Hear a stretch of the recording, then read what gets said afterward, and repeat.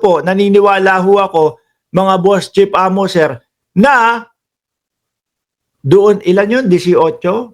18? Ano po? 18 mga senador yung nagpatagal ng impeachment. Naniniwala ho ako na meron pa din pong mga senador na ipaglalaban na matuloy po ang impeachment. Kagaya po ni Senadora Risa Ontiveros. Ano sabi niyan? Ontiveros, botohan sa Senado para ibasura ang impeachment trial ni VP Sara. Premature. Sobra ho, mga boss. Bakit? Ano pagbobotohan nila? Di po ba? Ang sabi po ng konstitusyon, mga kababayan, ang sabi ho ng konstitusyon, kapag 1/3 ng Kongreso ang pumirma dyan, lumagda dyan, na nagsulong ng impeachment, ibig sabihin, magiging impeachment court na kayo. Hindi sinabi na, pwedeng i-dismiss, pwedeng ganito. Magiging impeachment court na kayo. Walang sinabi ang konstitusyon na pwedeng magbotohan, ganito, ganyan. Wala. No? Kaya nga ho, sabi ko sa inyo, nalalabag ang konstitusyon ng Pilipinas ho, mga bossing. Kung ano pa ho, yung hindi mga nakasulat doon sa konstitusyon, siya pa pong mga nangyayari. Di po ba?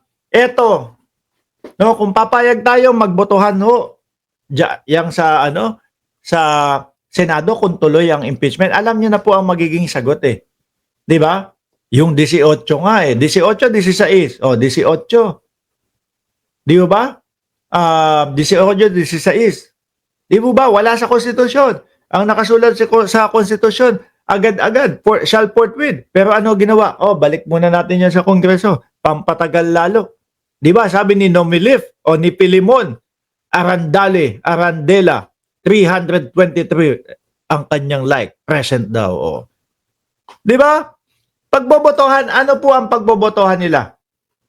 Hindi pa nga nila nakikita yung mga ebidensya. Ano pagbobotohan po? Ano ang pagbabasihan ng kanilang magiging boto? Sige nga ho. Ano? Kasi ganito ho yan eto. Ito ang iPhone. No? Fully paid ho ito. Ito ang iPhone. Nakikita ko. Sa isip ko, iboboto ko ba to? As in, bibilin ko ba to? O hindi? Matingnan nga. Ba, maganda, maayos. May 3 camera, no? Okay, yung bigat niya. At, syempre, latest, di ba? Magkakaroon ako ng dahilan. Sige, bibilin ko kasi maganda, maayos, at latest. At tingnan mo, may mga umuusog-usog pa dito. Whatever. Meron kang pagbabasihan ho, mga bossing. Hindi yung, bibili ako ng iPhone, no? Bibili ako ng iPhone. Bakit ka bibiling iPhone? Wala lang, narinig ko yung iPhone, ganyan. Wala kang mapagbasihan. Wala kang masabi na dahilan, no? Di po ba? Yung mga ebidensya, mga bossing, dyan po sila magbabase. Yung mga ebidensya, yun pong mga depensa nila, yun ang pagbabasihan bago sila magbotohan, no? Kaso wala naman lumalabas pa kung ganun. Mga boss chief amo, sir. Paano yun? Di ba? So sa madaling salita ho, pagka nagkabotohan sila, trip kong iboto trip kong hindi Trip lang ho. Di po ba? Kaya nasasabi ni Senadora Risa Ontiveros na ganyan, premature. Di ba? Premature. Boss, ano boto mo? Wag matuloy yung impeachment. Bakit? Ano nakita mo doon sa ebidensya? Hindi, wala pa akong nakitang ebidensya. Bakit ka boboto wag matuloy yung impeachment? Kasi kaibigan ko si Sara Duterte. No, sinamahan ko 'yan doon sa Hague. 'Di ba? Sinamahan ko 'yan doon sa Hague. 'Di ba, Mabel Quinjo at Chai Chair? Kasi kaibigan, kasi matagal na kami magkakasama niyan Wala na po. Yung pagiging dapat ang senador ay para po sa mamamayang Pilipino. Nagiging ang senador na lang po ay para po doon sa mga poon nila. Doon sa mga sinasamba nila, doon sa mga kaibigan na lang po nila. Mga bossing. Babasahin ko ito Haharangin. Yan. Kaya ako, mas lalo pong humahanga ako kay Senadora Risa Ontiveros, mga kababayan. Simula po doon sa mga Alice Guo, no? Simula po doon sa mga ganon na mga trabaho ni Senadora Risa Ontiveros, mas lalo akong humahanga sa kanila, mga bossing. Kaya sabi ko, kung magtatapat sa pagka-presidente, no? Si Risa Ontiveros versus Inday Sara Duterte, mas pupunta ako kay Ontiveros. Napakadali hong desisyon na nun. One-on-one lang ha. One-on-one lang mga kababayan. Risa Ontiveros or Inday Sara Duterte. Mag-Ontiveros ako. Yung isa parang Mesaltec. Etong si Ontiveros, nakita nyo naman po, yung prinsipyo. Di po ba? Ano sasabihin ng mga DDS? Kain sukat, kain tayo ka, Mark Ramos. Dati ayaw na ayaw mo dyan. Kasi kami nagigising. Nakikita namin yung mga totoong mga nagtatrabaho. Hindi ho kagaya nila na, basta wala, dito na lang ako. Stick ako. Kasi ano ako loyalista ako nitong si Duterte Kahit puro patayan na yung mga nakikita mo. Kahit yung anak makita mo nagsasasayaw doon sa beer house, gustong maging House of Representative Speaker. Yung isang anak naman nahamon-hamon, suntukan. Pag nagsuntukan tayo, mabubugbog kita. Tapos sa bandalang huli sasabihin, hindi po ako nagamon. No, hindi pala ako nagamon tapos yung isa naman, papatay ng presidente, magpapapatay ng presidente, asawa ng presidente, at pinsan ng presidente, massacre pa ang gusto. Di ba? Kung mamimili ka sa dalawa, mas pupunta ako dito. At hindi ko na iisipin yun, no? Hindi na ako mag-iisip nun. Rekta na po, mga kababayan.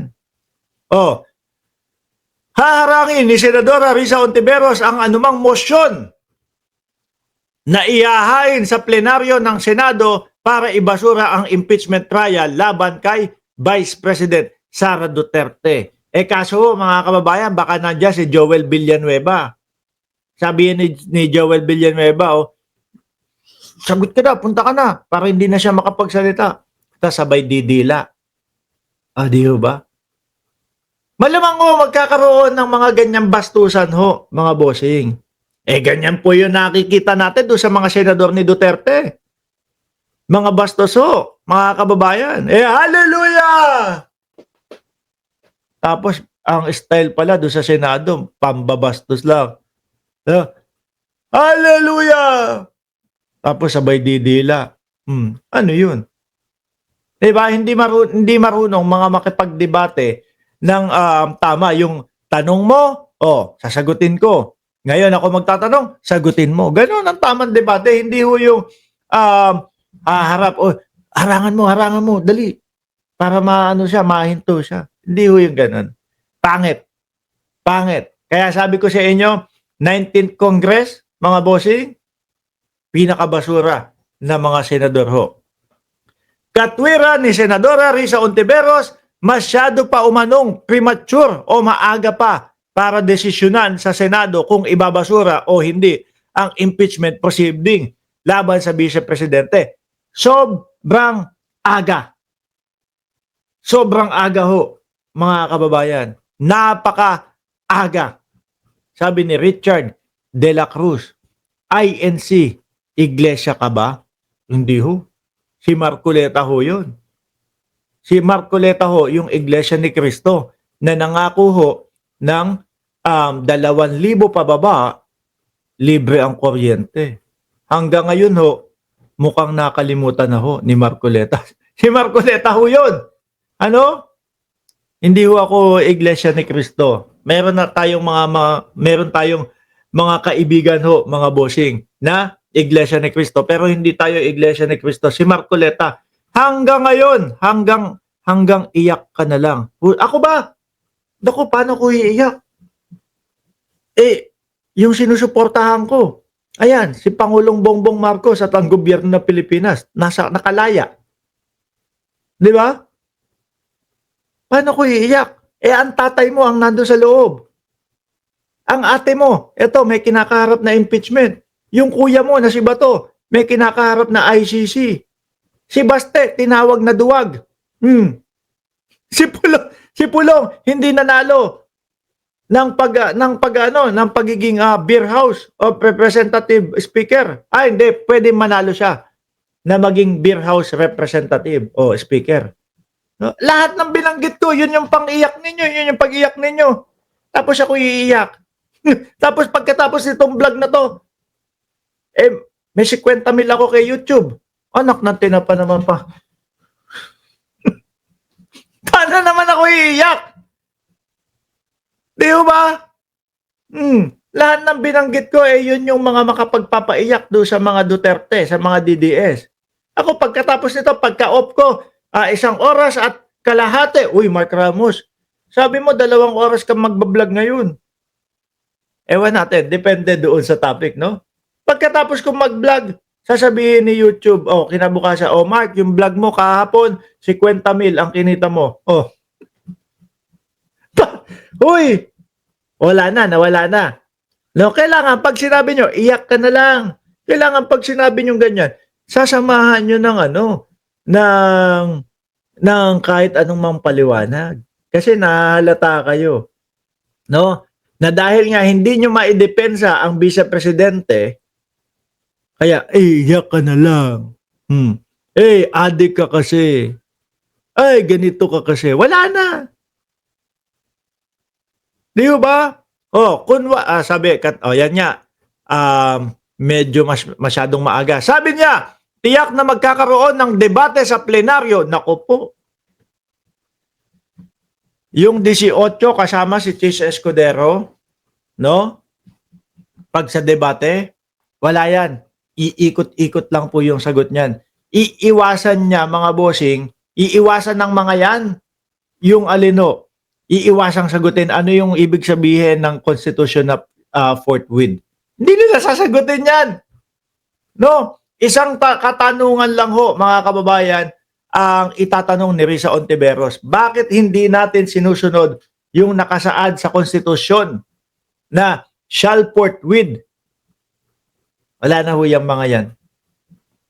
Wala na ho. Hindi na ho mga ano yan. Hindi na ho mga masakit. Sabi, magkapera ka nga pero masakit naman ang dibdib. Saan? Masakit ang dibdib kasi si Paulo Duterte nakita mananaksak doon sa loob ng beer house. Ang sakit ng dibdib ni Mark Ramos. Bakit? Nadidiin yung mga Duterte doon. Masakit sa loob ni Mark Ramos. May impeachment. Si Sara Duterte na kinakaharap at baka posible pang ma-ICC. Masakit ang loob ni Mark Ramos. Bakit? Tinawag na duwag ng buong Pilipinas si Baste Duterte. Kasi tumakbo. Naghamon-hamon. Nagyabang-yabang. Pero wala naman pala. Takot naman pala. Ang sakit ng loob ni Mark Ramos. Lagot mga idol mo. Si Marcoleta, lagot dito araw-araw.